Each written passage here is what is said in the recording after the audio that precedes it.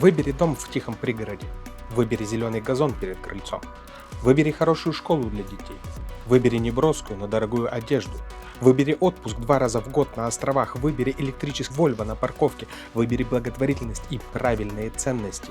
Выбери мнение по любому вопросу и уверенность, что оно важнее остальных. Выбери кофе на вынос и теннис по утрам. Выбери быть нормальным. Выбери быть средним классом. Но на кой черт мне все это нужно, если я никогда не буду там своим? И все это верно. Очень часто средний класс воспринимают как набор стереотипов о том, каким должен быть правильный дом, правильная работа, правильные вещи и образование. Но в действительности это система, которая формировалась в течение веков. Она выросла из борьбы, противоречий, религиозных войн, социальных потрясений. И для того, чтобы в этом разобраться во всем, лучше погрузиться глубоко в историю, чтобы не распыляться, поскольку история Великобритании очень насыщенная, мы сделаем это на примере маленького городка под названием Хитчин, который является символом благополучия среднего класса для самих англичан. Поэтому мы здесь сегодня находимся. Итак, сегодня в выпуске мы узнаем, почему средний класс сформировался именно в маленьких торговых городках, как по итогам Великой Чумы сформировался костяк таких крепких середнячков, а причем тут реформация и повышение грамотности, почему инициативные слои общества выросли именно из протестантских комьюнити, которые были ограничены в своих правах. Также очень важно будет рассмотреть 20 век с его борьбой за права граждан и влияние иммиграции, которая фактически выполнила функцию среднего класса во второй половине 20 века. Тут важно заметить, что средний класс, от чего мы будем отталкиваться, это всегда высокий потенциал и неудовлетворенная амбиция. В общем, тема достаточно масштабная, поэтому советую посмотреть, не переключайтесь. Итак, начинаем.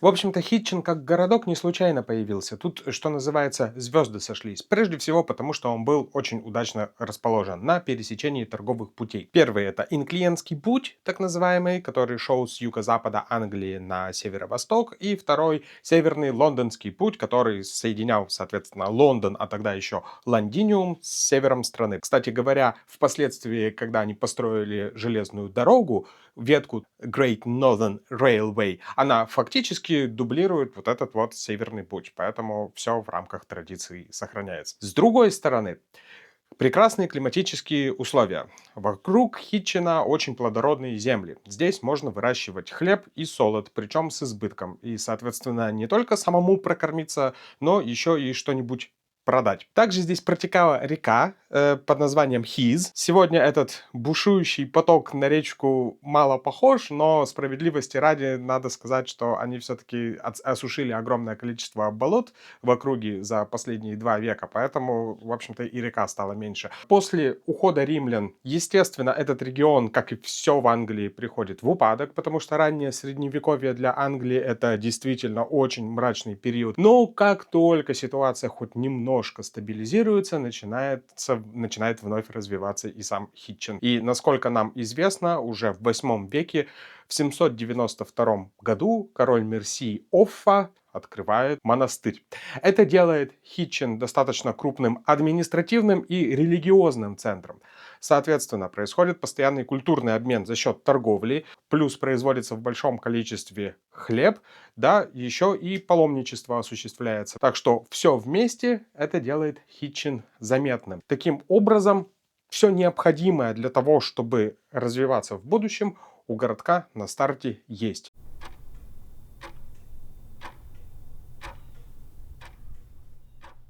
В 1066 году в истории Англии происходит очень важное знаковое событие. Вильгельм Завоеватель ее завоевывает. И завоевав Англию, он решает разобраться в том, что же он вообще такое завоевал, потому что было, видимо, ему очень интересно. И он проводит масштабную перепись всего, которая войдет в историю под названием Domesday Book, в которой подробно мы можем найти, какое количество городов, сколько деревень, сколько там проживало жителей, сколько находилось строений и в том числе сколько у людей, например, даже было скота. Так вот, Хитчин тоже в этой книге упомянут, и там написано «Rex Willemus tenet his», что значит в переводе с латыни, что король Вильгельм держит Хитчин.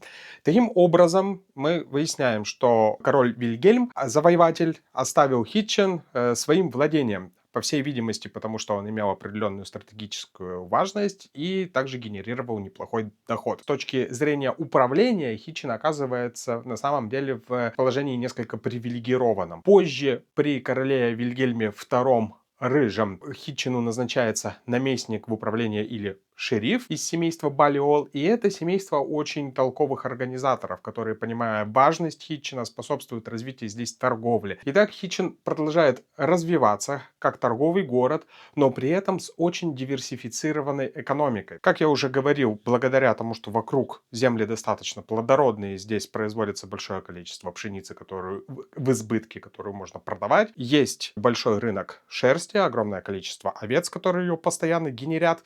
Соответственно, появляются ткацкие мастерские. Они раскапывают глину, начинают обжигать кирпич и черепицу, и таким образом местный рынок, помимо привозных издалека товаров, представляет собой такой супермаркет под открытым небом, потому что здесь и продукты питания, и одежда, и строительные материалы. Кстати говоря, кожевенные мастерские, дубильщики здесь тоже появляются в большом количестве. Таким образом появляется некая прослойка общества, которая находится между бедными слоями населения, батраками, и, соответственно, наверху, если мы размещаем некую знать и духовенство, так вот, между ними возникает некий протосредний класс, состоящий из ремесленников, фермеров, которые имеют какие-то участки земли в собственности и так далее. Плюс ко всему прочему, надо понимать, что коль скоро это торговый город, конечно же, здесь возникают некие сервисные центры. То есть, если человек прибыл сюда, ему надо иногда перековать лошадей, ему нужно где-то остановиться, соответственно, есть таверна, в конце концов, нужен цирюльник и так далее. Но там, где есть рынок и торговля, там всегда будут конфликтные ситуации, которые надо решать. Поэтому в Хитчине и в многих других торговых городках, которые мы знаем как Market Towns, возникают такие полевые суды, которые называются pie powders.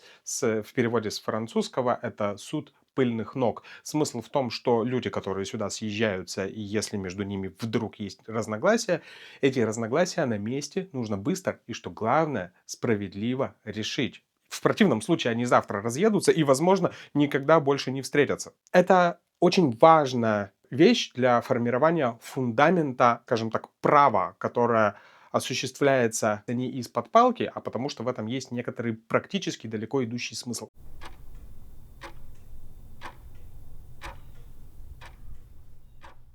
Но не все было безоблачно на самом деле, потому что в 13-14 веках население Англии и Европы в целом сильно увеличивается. При этом производительность сельского хозяйства остается на месте, как и любое другое производство. Соответственно, ресурсов начинает не хватать. И, конечно же, остается тенденция, концентрация собственности в руках достаточно узких прослоек граждан. Огромным слоям населения жить становилось все тяжелей и тяжелей. И труд, человеческий труд, реально мало ценился. На помощь пришла чума. Чума, как известно, штука заразительная, и в процессе поучаствовали все. Случилась она в 1348 году, в 1349 году она благополучно закончилась, а на выходе, например, Хитчин потерял 50% своего населения. А это значило, что стояли целые огромные нераспаханные поля с одной стороны и даже абсолютно пустующие здания в самом городе. То есть как в Простоквашино прям. Приходите и живите кто хотите. Естественно, первые десятилетия это был восстановительный процесс, который не мог быть легким, но на выходе экономика задышала, она начала развиваться. И что самое важное во всем этом, то что наемные работники, они наконец-то смогли просить справедливую оплату своего труда и вообще заговорили о каких-то правах. И, в принципе, помещикам нечего было им противопоставить и возразить. Среди прочего, к позитивным последствиям чумы мы можем отнести запустившийся процесс распуска крепостничества. Ну и возвращаясь к экономическому развитию, у нас есть косвенные признаки, по которым мы можем судить, что, по крайней мере, для Хитчина на выходе наступили славные времена процветания, потому что они перестраивают церковь Святой Марии за счет крупных пожертвований местной аристократии и в том числе тех купцов, которые нет-нет приезжают здесь на рынок и, видимо, для того, чтобы каким-то образом простимулировать при помощи божественного вмешательства эффективность своей торговли, также жертвуют на нужды церкви. Таким образом, мы подходим потихонечку к эпохе Тюдоров, и что мы имеем на выходе к концу XIV, начале 15 веков. Город маленький, но с высокой концентрацией профессионалов своего времени, людей квалифицированных. Также достаточно развитое самоуправление внутреннее, потому что если мы упомянули, например, суд Pye Powders, то, конечно, замечательно, что он существовал, но мы можем возразить и сказать, что так ведь он существовал не только в Хитчине, но и во многих других городках, что правда, но надо тоже иметь в виду, что в тот момент это не было какое-то централизованное государство с какими-то едиными стандартами. То есть реализация той или иной законодательной идеи на месте могла осуществляться очень по-разному. И судя по тем признакам, которые у нас есть, в Хитчине с законностью дела обстояли очень даже хорошо. Соответственно, самостоятельные слои населения возлагали на себя уже какую-то определенную ответственность за свою личную жизнь и за принятие решений, понимали ценность образования в том числе и понимали важность того, как наладить механизмы взаимодействия внутри своего узкого общества. Все это важные условия, которые надо запомнить в будущем. В ближайшем они нам сильно пригодятся. Ну и важные магические слова, конечно же, необходимо произнести. Канал новый, всего второе видео, поэтому каждый лайк, подписка или комментарий на вес золота. Не скупитесь, если есть возможность, время и не лень. А если очень сильно хочется написать что-то нехорошее, не держите в себе, пожалуйста. Это вредно для здоровья, а я переживу как-нибудь, поэтому дерзайте.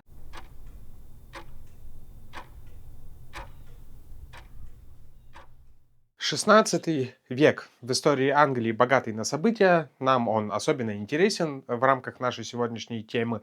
И интересен он нам, потому что Генрих VIII. Генрих VIII, как известно, очень любил жениться, а еще больше он любил разводиться. И вот однажды, задумав развестись с Екатериной Арагонской, он должен был получить разрешение у Папы Римского. А Папа Римский возьми ему, да и откажи. Естественно, Генриху VIII это очень сильно не понравилось, и поэтому он решил просто-напросто взять и отделиться от Римской католической церкви и основать церковь англиканскую и встать во главе этой самой англиканской церкви. Это достаточно распространенная версия, она очень красивая и хорошо годится для того, чтобы ее рассказать во время экскурсии, например, по лондонскому Тауэру. Но Генрих VIII не был бы Генрихом VIII, если бы все было так просто. В действительности реформация за собой повлекла огромное количество всяких разных перемен в стране, которые повлияли на историю Англии до такой степени, что я лично глубоко убежден, не будь вот этого отделения от католицизма в свое время, не случилось бы, например, Британская империя вовсе. Итак, в рамках нашей темы из важного, что произошло? Прежде всего, это секуляризация монастырских земель. То есть, иными словами, они просто-напросто взяли, распустили монастыри, землю у монахов отобрали, а монастыри они были крупнейшими собственниками в то время, и земли эти были перераспределены по двум принципам. Прежде всего, Генрих, естественно, одарил своих приближенных и особенно отличившихся господ, но и также была доступна функция выкупа. Выкупа по цене гораздо ниже рыночной. Ну, по нескольким причинам. Во-первых, Генрих VIII однозначно формировал лояльный класс, что необходимо сделать, если вы в глубоко религиозной стране проводите такую радикальную реформу. Но и с другой стороны, когда на рынке появляется такое огромное количество земли, которую нужно продать в короткий срок, это сложно сделать по рыночной цене. В Хитчине и во многих других подобных городках в этой приватизации, если его можно так назвать, поучаствовали разные слои населения, и нас интересуют джентри, это так называемое нетитулованное дворянство. То есть эти ребята, они действительно обладали определенными состояниями и капиталами на тот момент. Они не сказать, что были совсем уж безродными, часто потомки рыцарей, часто у них были какие-то фамильные гербы, но в то же время никаких титулов официальных у них не было. В Хитчине джентри по фамилии Рэдклифф покупает монастырь Хитчин Прайори. Забегая вперед, должен сказать, что семья Рэдклиффов будет владеть вот этим вот поместьем, то есть они монастырь переделали в поместье на протяжении очень долгого времени, продадут они его в середине 20 века. Сегодняшний потомок Рэдклиффов живет в Калифорнии и на протяжении последних 40 лет занимается инвестициями в IT-стартапы. Говорят, все у него хорошо. С другой стороны, в приватизации поучаствовали йомины. Кто это такие? Как мы говорили, у нас после Великой чумы в XIV веке потихонечку стал распадаться институт крепостного права. Начала формироваться прослойка мелких собственников земли, таких крепких хозяйственников, крестьян. Фактически это те же самые наши кулаки. Просто появились они намного раньше, просуществовали они намного дольше и повлияли на историю Англии совершенно по-другому, в большей степени, чем кулаки на историю России. Так вот, распродажа монастырских земель фактически сформирует класс новых собственников. То есть на тот момент они были собственниками новыми, а спустя столетия их потомки станут теми, кого сегодня называют представителями old money. То есть, иными словами, в истории каждой страны есть свои 90-е. Вот 16 век — это вот такие 90-е в Англии. И они, безусловно, вот йомины, которых было много в Хитчине, и джентри, они повлияют на возникновение среднего класса. И если джентри — это группа достаточно маргинальная, то есть они вроде бы в высшем свете одной ногой стоят, а с другой стороны они в среднем классе, и они так и распределятся в конечном итоге. И в какой-то степени, можно сказать, они будут связующим звеном между вот этими двумя классами, между которыми в противном случае изъяла бы огромная пропасть.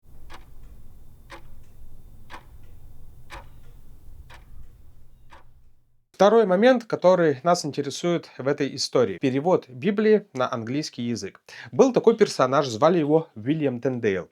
Собственно говоря, он и перевел Библию с латыни на английский. Его благополучно объявили еретиком. В 1536 году изловили в Брюсселе, там повесили и сожгли. Спустя некоторое время, очень непродолжительное, в 1539 году Генрих VIII утверждает Великую английскую Библию, собственно говоря, на английском языке в переводе Уильяма Тиндейла. Ну, по крайней мере, на 90% она состояла из его текста с некоторыми правками. Вот такая вот ирония судьбы. Но это запустило некоторую цепочку. То есть англиканская церковь впитала в себя, выбрала некоторые черты протестантизма. А именно они сделали упор на личное изучение Библии. Соответственно, поэтому они ее на английский язык и переводили. А для того, чтобы ее на английском языке прочитать, нужно научиться читать сначала.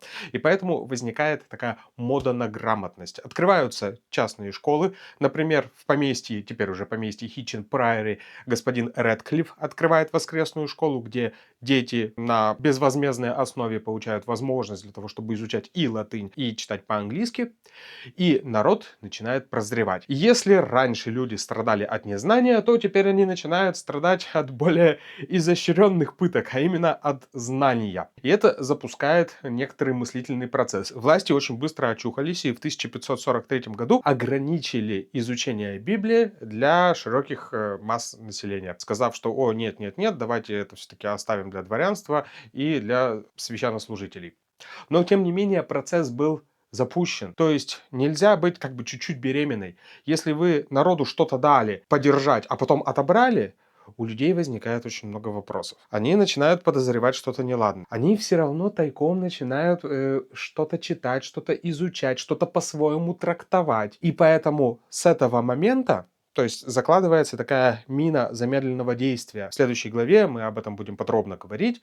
То есть фактически мы переходим к гражданской войне, корни которой происходят вот как раз из этого периода, когда люди в массе своей уходят в подполье, и там, в этом самом подполье, начинают зарождаться какие-то альтернативные течения и версии христианства.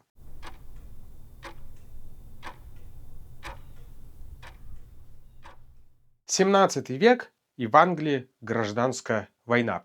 Действующие лица, пуритане, сформировались в условиях запрета на чтение Библии. И в конечном итоге они сформировали новую этику. Они выступали за скромность, трудолюбие, отсутствие праздности, за индивидуальное прочтение Библии, что очень важно. Помимо пуритан появляются баптисты. Это ребята, которые, например, всем запоминаются тем, что они убеждены в том, что креститься надо во взрослом возрасте. И квакеры. Квакеры нам сильно понадобятся, потому что их было очень много в Хитчине, со временем появятся, и и они сильно повлияют на развитие этого города. В конечном итоге раскол происходит на тех, кто поддерживает силы парламента, которые находятся в оппозиции к королю Карлу Первому, и, собственно говоря, на роялистов. Помимо религиозных противоречий, здесь очень важно сказать о, на самом деле, экономическом мотиве. Карл I вошел в историю своей непоследовательной налоговой политикой, потому что он очень часто и много всяких разных налогов вводил, очень часто от балды, не думая о последствиях. Пример. Был такой налог, назывался ship money. Взимался он с жителей прибрежных регионов на поддержку флота. Карл I решил его распространить по всей стране. Но в 17 веке высокая доля автономии и замкнутости на своем собственном комьюнити. И объяснить человеку, который живет в Хитчине, то есть он море видел, может быть, где-то когда-то на картинке, то есть тут на коне скакать до ближайшего побережья, может быть, 3-4 дня, да он там в жизни никогда ни разу не был. И к нему приходишь и говоришь: заплати, пожалуйста, налог, мы будем строить корабль. Он говорит: ребята, я произвожу зерно. Что вы от меня хотите? Да, то есть людям это не нравилось. Поэтому неудивительно, что, например, Хитчин с его тогда уже зарождающимся капитализмом и тенденцией к тому, чтобы зарабатывать деньги, и хорошие деньги, в том числе на торговле, на производстве и так далее, но не мог среднестатистический хитчинец этому обрадоваться. Поэтому от Хитчина к ополчению примыкает 200 человек. В конечном итоге войска под предводительством Кромвеля в 1649 году одерживают победу. Карл I благополучно лишается своей головы, а страна переходит в режим жесткого управления, что тоже мало кому на самом деле понравится.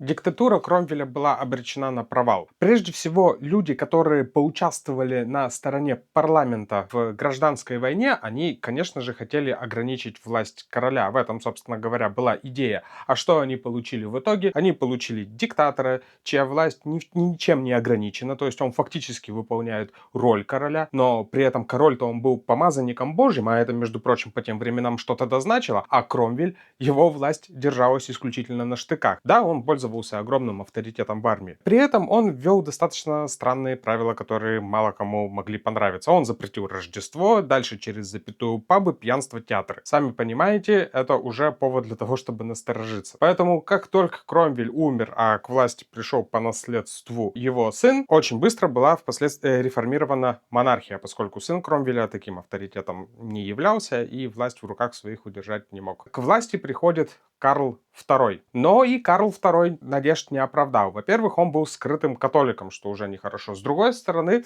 нехорошо по тем временам и для тех людей. С другой стороны, те люди, которые его к власти привели, это, конечно, были пережившие кромвелевские времена англикане, которые стремились вернуть былые порядки. И они очень хорошо проехались по протестантам.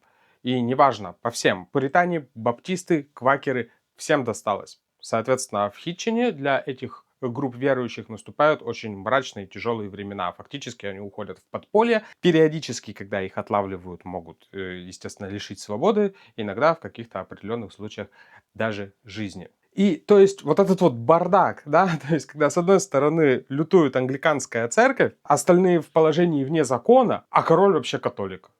То есть, ерунда какая-то, да? Соответственно, все сложилось для того, чтобы в стране случилась еще одна революция. На этот раз она войдет в историю под названием «Славная», потому что бескровная, прежде всего, а бескровная, потому что, прям общество было готово. Итогом этой революции был акт веротерпимости 1689 года. Вот эта дата нам интересна, мы, собственно говоря, все это время к ней и шли, потому что с этого момента представители всех христианских течений имеют право свободно исповедовать свою религию на территории Англии, за исключением католиков и шотландской церкви. Таким образом, в 18 век Англия вошла обновленной. Да, впереди еще очень много потрясений, и нельзя сказать, что 18 век будет безоблачным, но, тем не менее, уже появляется прослойка людей, которых мы можем назвать средним классом. Не джентри, не йоминами, не купцами или ремесленниками, а именно средним классом. Правда, справедливости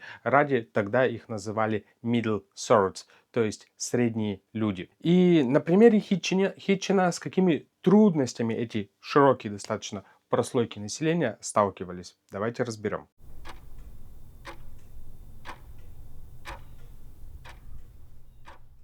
Почему нас интересуют баптисты и квакеры? То есть мы зафиксировали уже то, что они могут вполне себе легально существовать и сосуществовать с остальными гражданами в Хитчине. В Хитчине их действительно много. Но с другой стороны, они отделены от огромного количества социальных институтов важных. То есть, например, для того, чтобы получить высшее образование, учиться в Оксфорде или Кембридже, нужно принести клятву англиканской церкви. Квакерам это запрещено. Соответственно, путь вот в эти традиционные центры образования для них был закрыт. Что касается государственной службы, тут тоже возникли проблемы. Соответственно, тоже потому, что нужно приносить клятву. Они были поставлены перед фактом того, что им нужно выстраивать свою собственную систему. Начали они с бизнеса. В бизнесе у них все хорошо получилось.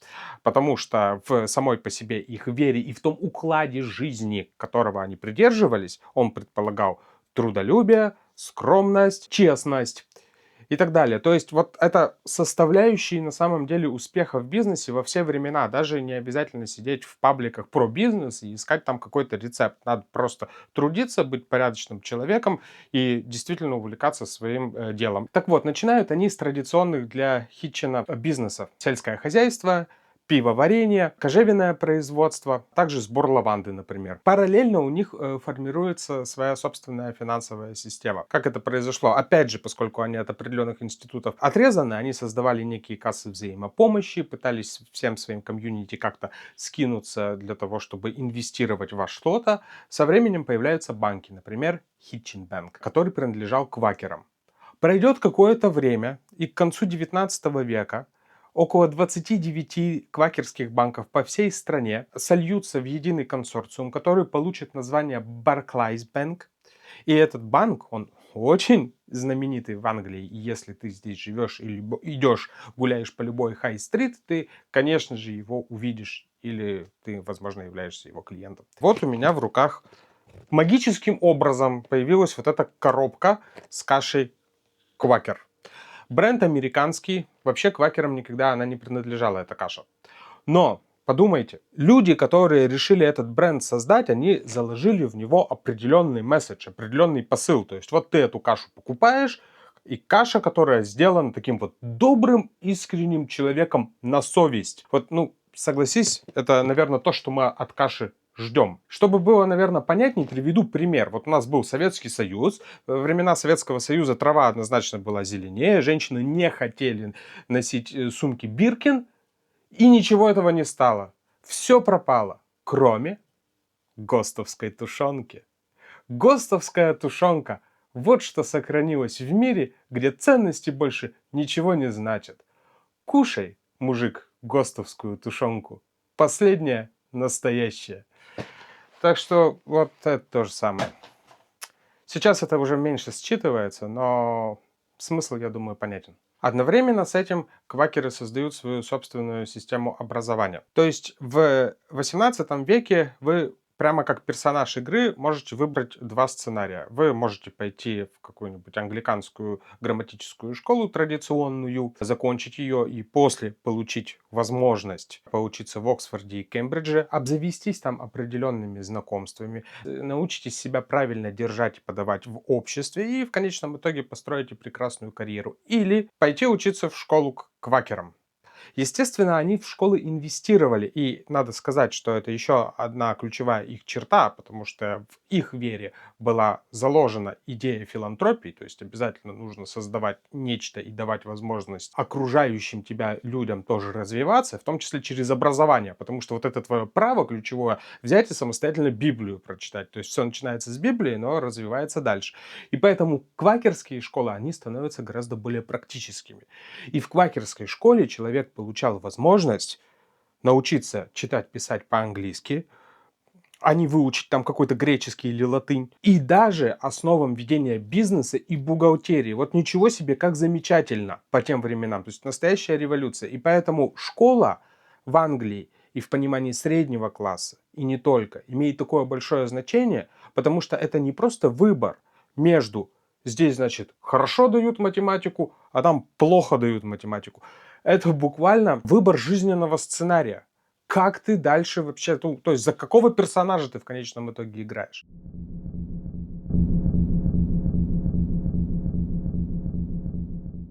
XIX век. Потихонечку переходим туда. Это самый интересный для нас век, один из самых интересных. Тут мы уже точно можем говорить о существовании среднего класса. Но в то же время, говоря XIX век, мы всегда подразумеваем промышленную революцию. Тут нужно сразу же оговориться, что промышленная революция случилась не вот так вот сразу по щелчку. Мол, вот у нас появился станок, вот у нас появилась фабрика, вот мы открыли, давайте устраивать, вот у нас паровой двигатель, значит, промышленную революцию. Нет, у него были предпосылки. Началось все с конца 15 века. Начинается период огораживаний. Это когда более крупные собственники, чаще всего джентри, насильственным способом у мелких собственников, у маленьких крестьян изымали землю. Как правило, они эту землю использовали под пастбище. Дело в том, что шерсть овечья, она ценилась на протяжении очень долгого времени, в цене она никогда не падала, только росла. Соответственно, хотелось вот поближе быть к этой кормушке и как-то ее масштабировать. Тут важно сказать, что при первой волне огораживаний конца 15-18 веков в Хитчине попытку осуществить этот отъем земель производили джентри, в том числе Редклиффы, которые оккупировали монастырь Хитчин Прайори. Но ничего у них не получилось, потому что традиционно в Хитчине жили такие крепкие середнячки, которые смогли такие свое право на собственность тогда отстоять. А вот вторая волна огораживаний 18 и 19 веков была гораздо более жесткой, гораздо более масштабной, и Хитчин она затронула в том числе. Есть теория, что огораживания в 18-19 веках случились не просто так. Дело в том, что для осуществления промышленной революции нужно было высвободить огромное количество людских ресурсов, и желательно, чтобы эти людские ресурсы были очень супер дешевыми, чтобы эту промышленную революцию произвести. Одновременно с этим повышение эффективности сельского хозяйства. И, соответственно, урожайность растет, а потребность в рабочих снижается. Потому что, когда огораживания происходили, вот эти вот крестьяне, выгнанные на мороз, они становились кем? Батраками. А во время второй волны, второго этапа, они столкнулись с тем, что они в качестве батраков-то не нужны. И они поперлись в города, потому что никакого другого выхода у них, собственно говоря, не было. Это не то, что они там сидел ты такой в деревне традиционно поколениями, а потом подумал, ай, пойду-ка я работать, значит, на завод в городе. Может быть прикольнее. Ни разу не прикольнее, намного хуже. Это, конечно же, от безнадеги. И поэтому люди в данном случае во время промышленной революции становятся ресурсом. Таким же, как, собственно говоря, уголь. И отношение к ним примерно такое же. Вот эта галопирующая урбанизация затрагивает Хитчин напрямую. Хотя, казалось бы, почему? Ведь Хитчин никогда не был промышленным центром и никогда им не будет. Но, повторюсь, люди, они шли не куда-то конкретно, а куда попало, вот куда придется, на авось. Вдруг что? Соответственно, в 1800 году население Хитчина у нас составляло 3000 человек, а в 1850-м 7000 человек. В абсолютных цифрах вроде бы, 7000 немного. Но в процентном соотношении это рост больше, чем на 100%. И они пришли, притопали, все достаточно быстро, в раз. И город к этому, естественно, был не готов. То есть это же пришли не те люди, которые могли прийти, значит, выкупить себе какой-то земли или арендовать ее и построить там какой-нибудь домик себе и начать там жить. Нет. Поэтому сверхплотное население, несколько семей живет в одной комнате. Естественно, в отсутствии канализации они все это дело, отходы свои сбрасывают в выгребные ямы. Поэтому, когда ты из колодца или еще откуда-то черпаешь воду и начинаешь пить, естественно, травишься этой водой. То есть вот первая проблема. Она в масштабах маленького Хитчина стоит вот так же остро, как и в соседнем промышленном Лондоне. Ничуть не лучше. С другой стороны, социальная напряженность. Появляется такое движение луддитов. То есть это люди не глупые, они быстро смекнули, что к чему. Кто виноват во всех бедах? Конечно, станок. Давайте сломаем станок и начнем как-то жить уже дальше нормально, как раньше жили. Хитчин не промышленный, но здесь было такое менее известное ответвление, это бунты свинга. В них принимали участие как раз-таки крестьяне. Смысл в том, что крестьянам-то тоже не сладко пришлось. Появились, например, молотилки для зерна, которые лишали их работы в зимний период, да и вообще удешевляли их труд. Соответственно, они не станки ломали, они, допустим, сеновалы поджигали. В окрестностях Хитчина горят сеновалы. И надо здесь принять в расчет, что вот существует Хитчин все еще с высокой долей автономии. И фактически люди, которые населяют этот город, они предоставлены сами себе. Вот есть у тебя проблемы социальные, решай как хочешь. Не будет никакой директивы из центра, где тебе скажут, вот там, понимаешь, строй что-нибудь.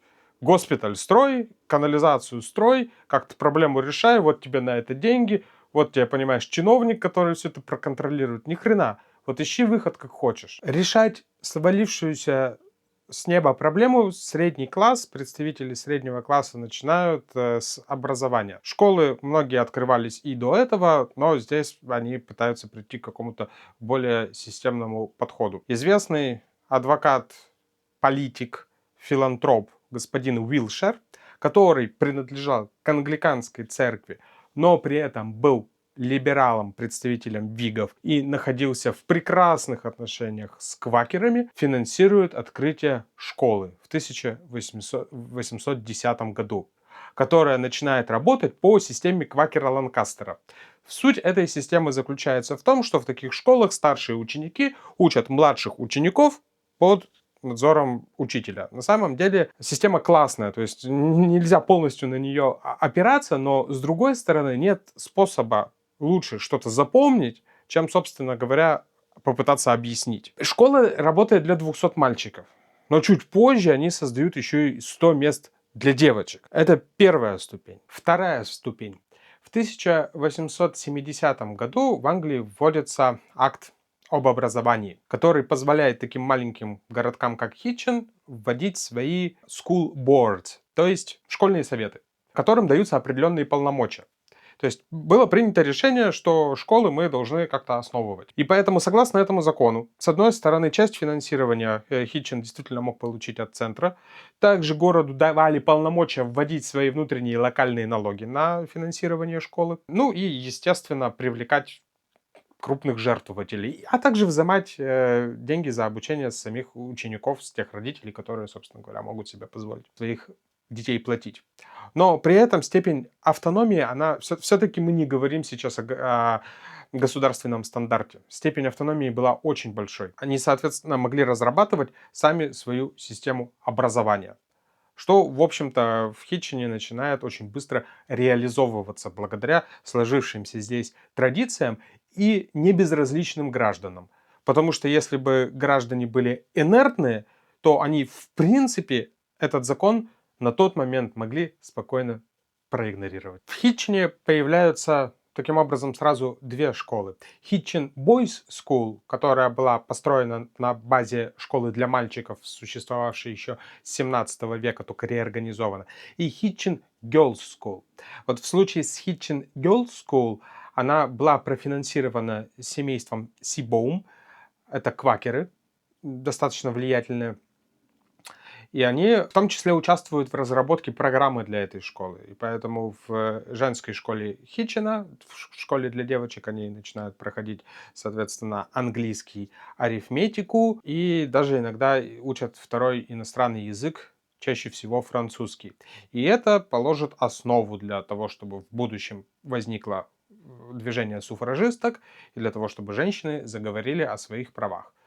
Это работает точно так же, как если мы возвращаемся в 1530-е годы, в период реформации церкви, когда сначала дали всем возможность на английском читать Библию, потом спохватились и решили, ой, что-то они там начинают слишком много думать, когда эту Библию читают, давайте запретим. Но процесс запустился. Идея была в том, что, ну, давайте сделаем девочек, что ли, чуть более образованными, потому что, да, они останутся в рамках своего вот этого маршрута от печи до порога, но, может быть, еще какую-то канцелярскую деятельность смогут осуществлять. А девочки, возьми себе и скажи, а знаете что, мы вообще-то не такие уж и дуры, и в обществе, наверное, можем какое-то другое место занимать. Ну и остальное по мелочи. В 1836 году, опять же самостоятельно, договорившись, скинувшись, делают газовое освещение, что, во-первых, увеличивает продолжительность рабочего дня, хорошо для экономики, с одной стороны, с другой стороны, делает улицы безопасней элементарно, можно как-то вечером прогуляться. Начинают мастить улицы, да, берутся за водопровод, но это растягивается только к концу 19 века, с горем пополам что-то они сделали. В остальном экономика Хитчина растет, цветет и пахнет. В 19 веке, в 1850 году в Хитчине открывается железнодорожная станция. Как раз часть вот этого Великого Северного пути, по которому она проходит. И тут-то Хитчин становится действительно мощным прям поставщиком зерна. И в 1853-м тут на главной торговой улице открывается здание зерновой биржи Corn Exchange, построенное на деньги местных бизнесменов. И, соответственно, оптовые покупатели из Лондона, они приезжают в Хитчин, приезжают на поезде, стиль жизни, соответственно, меняется совершенно. Это можно в течение дня съездить, договориться, на эту Corn Exchange сходить, там, подписать какие-то документы или просто договориться, что в случае с Хитчином было возможно, и в этот же день домой уехать. Замечательно. Вот. Ну и появляются новые профессии. У Хитчина есть уже тогда своя газета, есть телеграфисты. Опять же, для того, чтобы... Ну, нужны телеграфисты, они отчасти из-за этого решили, что можно и девушек пообразовывать как-то. Позже, в 20 веке, во время зачатка вот этой телефонии, этот образ женщины, которая там переключает вот эти вот трубильнички, штекеры, пересовывает в разные гнезда. Ну, собственно, вот. Выяснилось, что женщины очень хорошо для этого годятся. В общем, экономика развивается, и средний класс, он действительно становится средним, потому что у достаточно большой прослойки общества. То есть экономика Хитчина, она и так была диверсифицирована, как мы говорили, а тут количество профессий доступных становится все больше и больше, причем профессий хорошо оплачиваемых, потому что та же железная дорога, это люди, которые за ней следят, в конце концов, все это дело обслуживают, машинисты. Кстати говоря, до сих пор, знаете, как замечательно, вот сейчас в 21 веке быть машинистом поезда в Англии. Они зарабатывают очень хорошо. И встретите где-то машиниста английского в пабе, который к вам, ну, как-то так смотрит на вас с любопытством. Обязательно идите на свидание с ним. Все у вас будет хорошо. Бросайте всех олигархов своих. Английский машинист, вообще верняк. И тут нужно еще один важный итог подвести под 19 веком. То есть общество на протяжении нескольких поколений получало очень позитивный опыт перемен. То есть когда они пытаются каким-то образом воздействовать на действительность, и у них получается. То есть какой-то разовой акции, там типа 10 лет, как у нас в 90-е и начало нулевых, этого недостаточно. Таким образом, вот эта идея того, что есть некая комьюнити, и все, что происходит вокруг нас, нам не безразлично, и мы можем что-то менять, она в сознании укореняется. И в конечном итоге дает такой инерционный импульс. Мы до сих пор это наблюдаем, что важно. И отношение, естественно, к коррупции. То есть ситуация, когда мы все вместе собрались, денежками скинулись для того, чтобы у нас, например, появилась плитка или газовое освещение. Почему я вообще об этом говорил? И человек, которого мы назначили ответственным, взял и украл деньги. То есть это как? Ну, то есть вообще нехорошо, это прям плохо. Это социальная смерть, по большому счету. Поэтому даже сегодня на низовом вот этом вот уровне под названием «поменять плитку и поменять асфальт» коррупция в стране отсутствует. Я не говорю, что ее нет вообще, она, естественно, есть и присутствует, как и во всех странах, но, по крайней мере, не все, скажем так, ступени власти она затрагивает. И еще один важный момент про 19 век. То есть, если мы говорили, что в 18 веке, в 17 веках, допустим, те же самые протестанты объединяются и начинают что-то свое организовывать, то здесь они выходят за рамки своей религиозной общины. То есть, получается, что социальная жизнь выходит, социальная, политическая, да, на первый план. И образование потихонечку тоже начинает от церкви отделяться уже так ощутимо и конкретно и превращаться в нечто светское. И тоже во многом благодаря среднему классу.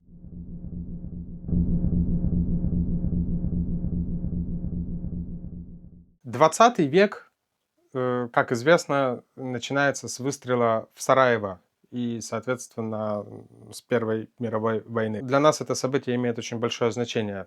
Не выстрел в Сараево, а вообще Первая мировая война как таковая. Потому что это первая война, в которой от каждого государства, которое в ней участвует, а участвуют многие, требуется такая слаженная работа, как единой машины, единого механизма. И при этом объявляются во всех странах масштабные мобилизации, чего раньше не было. Если подводить итог Первой мировой войны, от одного маленького Хитчина только погибших 271 человек. Много, не правда ли?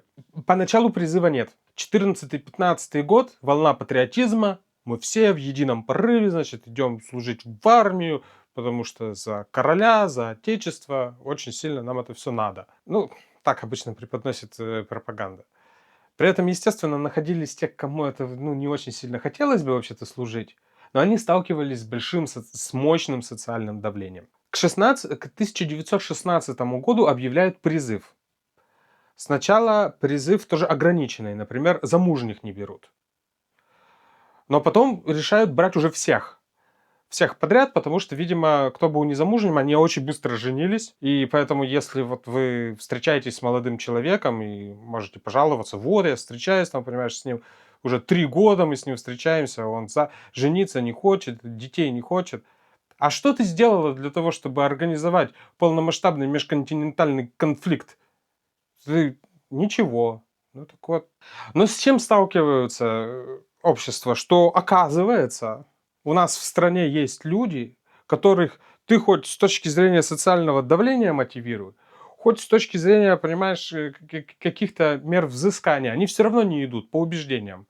А это и квакеры, и методисты, и социалисты, некоторые группы, и пацифисты. Вдруг выяснилось, ты служить не хочешь в армии. Но тут какое дело? В Англии в 1916 году они на законодательном уровне, причем сразу же такие вот, прям вот без разговоров, признают, да, действительно, если человеку его убеждения не позволяют служить, не надо. Можно выбрать альтернативную службу. Можно на завод пойти, например, можно в госпиталь, ну, какие проблемы. На бумаге. В действительности, Англия первая, ни у кого этого нет, ни у французов, ни у кого.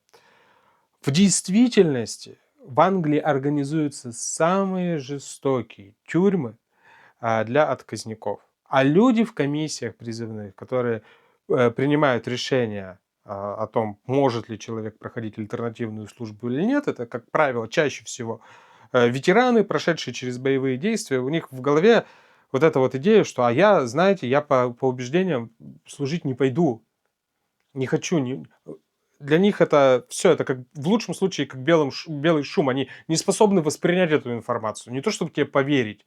Это что ты там говоришь такое? Да ладно, чушь какая. Ты трус, ты сыкло, ты откосить пытаешься.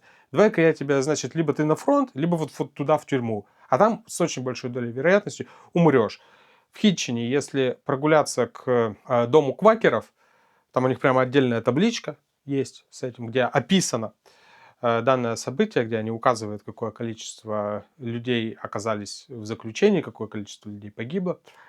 Но справедливости ради надо сказать, что ко Второй мировой войне этот закон начинает уже работать по-настоящему. И действительно, в Англии вот в 39-м, 40-м, 41-м году можно было прям по призыву прийти в военкомат и сказать, знаете, ребята, что я не могу в руках держать оружие. Я вот в этой вот фигне вашей участвовать не буду. На международном уровне эта идея начинает получать признание только там, к 1948 году. Поэтому в данном случае английский средний класс, когда мы говорим обо всех этих отказниках, это определенно, однозначно английский средний класс. Вот они кровью пробили вот эту вот идею и закрепили ее законодательно. И согласитесь, тут большая разница договориться в 19 веке об освещении улицы или тут, каким-то образом пропихнуть идею о том, что ты вот воевать не хочешь. Это настоящий подвиг.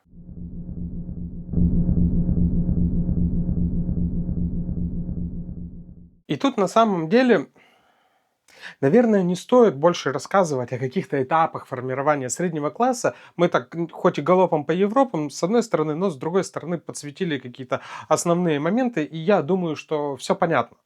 Наверное, мы должны сейчас перейти к той теме, ради которой очень многие это видео включили и до этого момента не досмотрели, а именно о том, какую шмотку носят, значит, на какой тачке ездят, в каком домике живут, почем там нынче кашемир, значит, какие гарные есть рестораны в Лондоне, куда надо там среднему классу обязательно сходить. Но мы обо всем этом говорить не будем сейчас, потому что принципиально. Появляются новые лица, у нас новые вызовы другого совершенно характера. Дело в том, что послевоенная Англия переживает кризис рабочей силы. А еще кризис очень важный, то есть распадается империя, колонии получают независимость. И как одно из следствий, вот эти колонии, они начинают, их жители, ехать вот в метрополию, искать свое счастье там.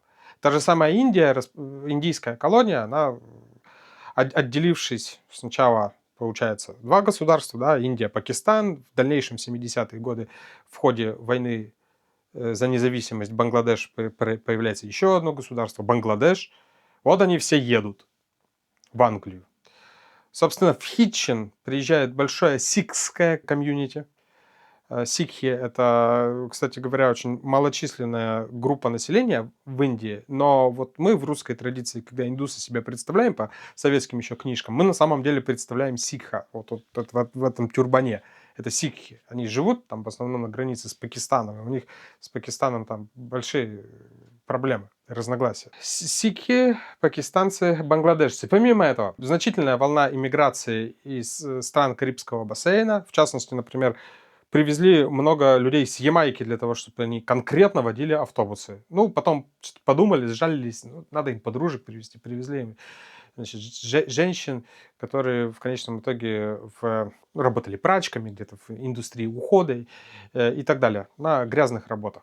Большое польское комьюнити, оно не то чтобы приехало, оно как бы осталось по итогам Второй мировой войны, потому что было, с одной стороны, много беженцев из Польши. Когда Вторая мировая война закончилась, им вроде как, значит, возвращаться, а возвращаться-то куда? Потому что Польша была под контролем Советского Союза, и тех людей, которые в Англии, поляки, их это вообще очень сильно не устроило, они, нет, мы лучше тут останемся, значит, туда поедем. Так вот, когда эти все иностранцы приезжают, возникает проблема. Тут маски, что называется, послетали. Мы очень долго говорили о равенстве, о возможностях, об образовании, об убеждениях вот этого среднего класса, вот этих вот нонконформистов и так далее. Но выяснилось, что это оказывается только для своих, а вот не для этих. Есть очень большое деление и различие. Возникают слова, входят в обиход, которые сейчас даже вслух полностью произнести нельзя. Они их называют N-word и P-word. С одной стороны, Англия превращается в такой же плавильный котел на какое-то время, как Америка. Только если Америка с ее просторами это действительно котел, то островная Англия — это такая пробирка, в которой что-то варится. Но давайте скажем честно, на самом деле эти волны иммигрантов, они не новые. То есть в Англию на самом деле постоянно кто-то плыл. Это те же самые гугеноты из Франции в 17 веке. Из Германии большое комьюнити ехало, тоже протестантов, тоже от гонений.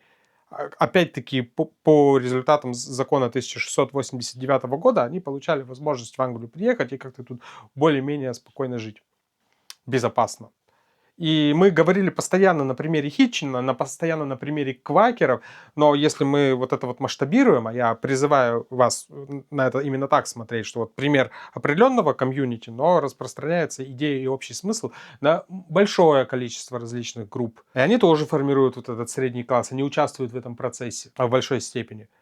И если более масштабно, все вот эти витки перемен в Англии, то римляне, понимаешь, приедут, то викинги приедут, приплывут. И главное, все на лодках. И главное, всегда всем не рады. Но всегда они все во все времена очень сильно вот эту страну меняли. Но здесь мы наблюдаем столкновение культур. Да? И плюс еще ты вот приехал из Индии, ты в толпе все, ты не затеряешься, ты индус. Ну, ты выглядишь соответствующим образом. И тебя не принимают. То есть что случается с этими комьюнити? На примере Хитчина. Они пробивают себе дорогу. Они очень много работают. Они работают за копейки. Они берутся за любую работу. Но они трудолюбивые и очень бережливые. Они прям копеечка к копеечке. складывали все это дело в какие-то кубышечки. Они формировали свои комьюнити, в которых, естественно, организовывали некий аналог кассы взаимопомощи. Помогали друг другу финансировать открытие каких-то сначала маленьких бизнесов, потом что-то покрупнее. Далее они начали масштабироваться.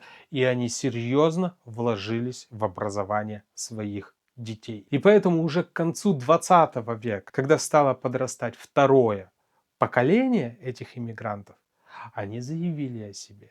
И заявили о себе очень громко. И поэтому сегодня у нас в Англии есть, например, целый Black History Month. Целый месяц проводятся различные мероприятия, на которых представители черного комьюнити популярно объясняют недалеким местным, какую роль они сыграли в развитии этой страны и почему они так важны. И это тоже, надо сказать, как бы большая серьезная инициатива. И вот этот средний класс, который скатился в дикий, бешеный национализм в 60-е и 70-е годы, а это характерно в большей степени именно для среднего класса. Это знаменитое объявление о сдаче недвижимости в Лондоне, где было написано «Нет ирландцам, черным и собакам». Да? Это кто сдавал? Потому что рабочий класс как раз-таки в данном случае оказался гораздо более, скажем так, восприимчивым к вновь прибывшим. Например, такое явление, как скинхед регги. Потому что движение скинхедов в 60-е и 70-е годы, тогда еще на заре своего существования, это рабочее движение и интернациональное. Белые английские рабочие, они были, соответственно, солидарны с черными, тогда уже, в принципе, тоже английскими рабочими. Потому что у них была общая проблема на двоих. Это потом, дальше скинхеды, они отделятся совершенно, произойдет у них слом в другое крыло. И именно к началу 21 века, таким образом, через давление нового сформировавшегося реально среднего класса иммигрантов, вот этот вот старый белый английский средний класс вдруг начинает прозревать и понимать, что если есть такая штука, как равенство, неважно в чем, в вероисповедании, в твоих правах, то оно распространяется на всех, вне зависимости от того, какой у тебя цвет кожи, какая у тебя сексуальная ориентация и так далее. Мы все равны. Точка. Это новый виток в развитии общества, который стал возможен благодаря активности мигрантских сообществ, потому что права не дают, их берут. Если бы они также пассивно продолжали драить туалеты, мыть задницы в кэхаусах, не учиться и не открывать свои бизнесы, то ничего бы не поменялось.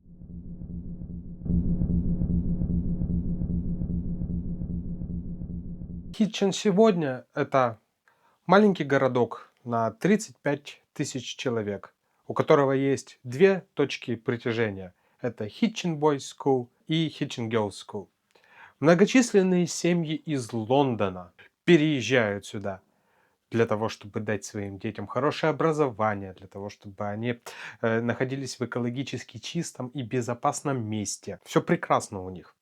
При этом специалисты новой формации, все эти замечательные люди, которые работают из дома, из своих комфортных терраст-хаусов, где оборудуют отдельную комнату под офис, в Лондон ездят 1-2 раза в неделю, может быть, для того, чтобы поучаствовать в каких-то совещаниях или просто показаться физически, сказать, вот он я есть. Кто-то, может быть, не ездит вовсе. Комьюнити сикхов держит здесь большую сеть стоматологических клиник.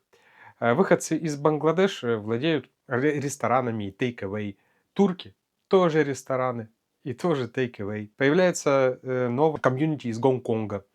Достаточно большое и мощное. Их иммиграция намного моложе. Они начали приезжать с конца 90-х годов. С конца 90-х, начала 2000-х и пока еще обустраиваются. Но они очень трудолюбивые и очень активны.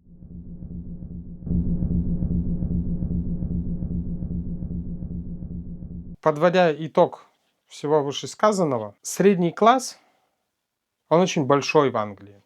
То есть, по некоторым данным, до 70% иногда доходит. Откуда берется эта цифра? Фактически это самоидентификация. Классовая система на сегодняшний день это такая игра, в которую ты вот если хочешь, играешь. Человек очень часто по натуре по своей задается вопросом «Кто я?». Вопрос сложный, но человеку очень часто хочется на него получить простой и емкий ответ.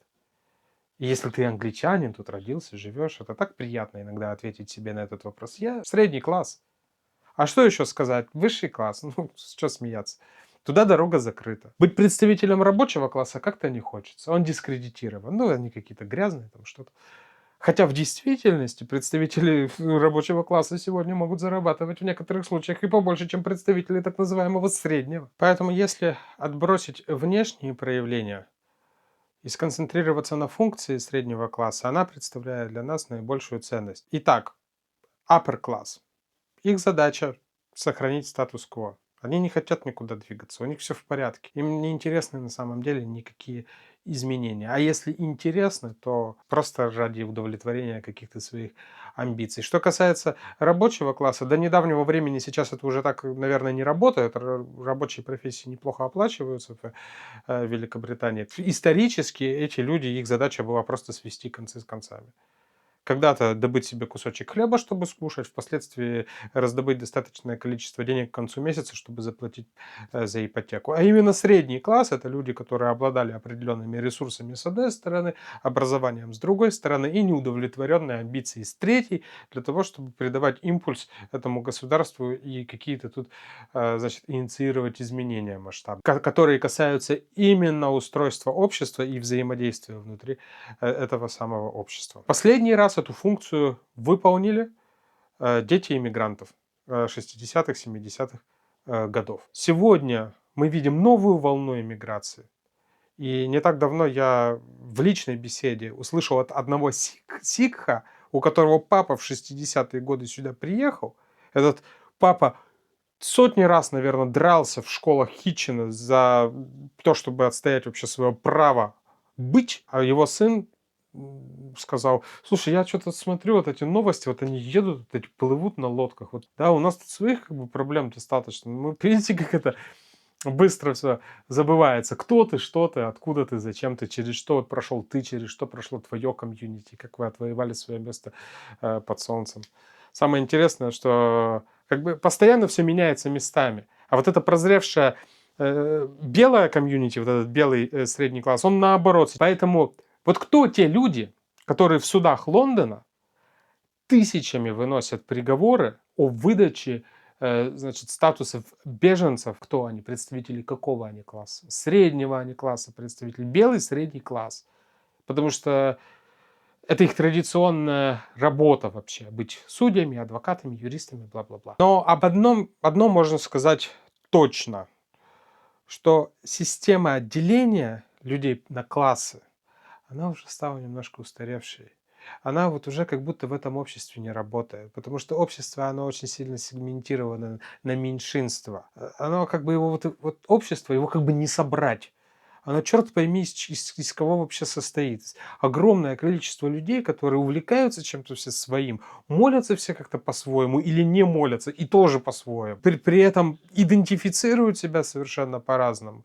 И с точки зрения принадлежности к какому-то культурному бэкграунду и вообще. И поэтому, как вот раньше сословия распались, мы уже не рассуждаем в этих терминах, также и классы, мне кажется, они сходят на нет. Это такой остался, прикол чисто. У меня шарфик Луи Виттон. Я средний класс. Кого это волнует? Ну и на этом у меня все. Я надеюсь, что видео было интересным. Оно содержало какую-то новую информацию и, может быть, какие-то новые нестандартные выводы, которые я, в принципе, не с потолка взял. В действительности здесь нет ничего придуманного и отсебятины. В следующем видео поставьте колокольчик, если вам будет интересно посмотреть. Мы будем говорить о Кембридже. И будем мы говорить о Кембридже не просто как о городе-университете. Он интересен тем, что там на самом деле на протяжении очень долгого времени, фактически столетий, было мощное противоборство двух систем. Собственно, системы университетской и Кембриджа как торгового города, его торговых властей. И это достаточно неожиданно и любопытно. Поэтому оставайтесь на связи через месяц.